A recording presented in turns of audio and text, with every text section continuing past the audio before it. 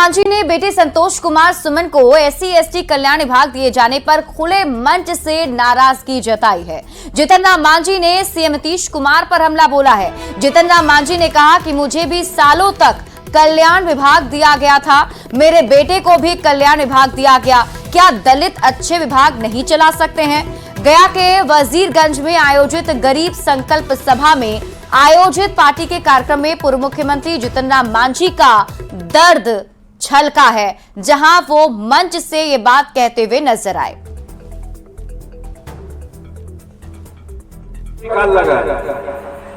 कि का जीतन मांझी जो संतोष मांझी के बेटे बाप हलाई ओकरो अनुसूचित जाति कल्याण विभाग और वो बदली बनले तो ओकरो अनुसूचित जाति कल्याण विभाग का हमनी के खाली यही विभाग है। सड़क बनावे के, पुल पुलिया बनावे के, चापाकल धंसावे के, घर बनावे के, ये सब के विभाग हमनी के नहीं है का? ये लगनी दुख है हमरो और ज्योति जी दुख व्यक्त करें तो हम जरूर सहमत हिए कि नीतीश कुमार जी के सोचे के चाहती है।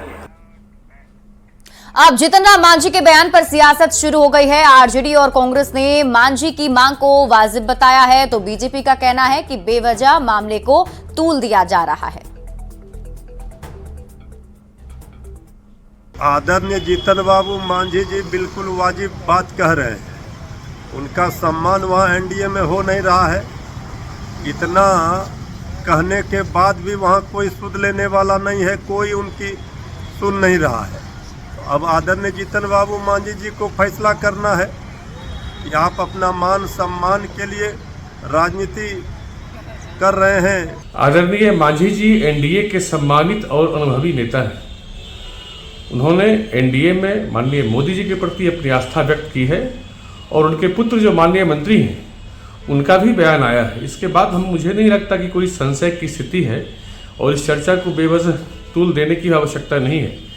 सभी ने एनडीए में मोदी जी के नेतृत्व में अपनी एकजुटता और आस्था व्यक्त की है।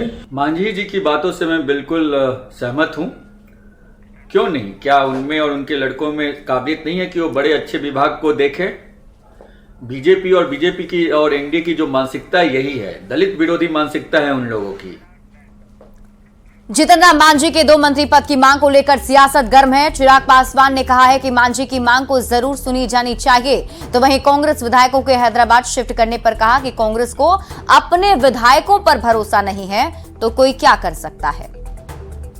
नहीं पता कि मांझी जी ने गठबंधन के भीतर ये मांग रखी थी, नहीं रखी थी। शपथ लेने से पहले इस विषय पे कोई क्लैरिटी आई थी, नहीं आई थी। हम इतना ज़रूर मानते हैं कि भले उनके विधायकों की संख्या कम हो, पर आज की तारीख में जो राजनीतिक परिस्थिति है उसमें उस संख्या का महत्व तो है ही। ऐसे में अगर वो ऐसी मांग कर रहे हैं तो ज़रूर उस मांग को सुना जाना चाहिए। कांग्रेस के सभी विधायक को हैदराबाद शिफ्ट कर दिया गया है। अब कांग्रेस को अपने विधायकों पे भरोसा नहीं है तो कोई क्या करे?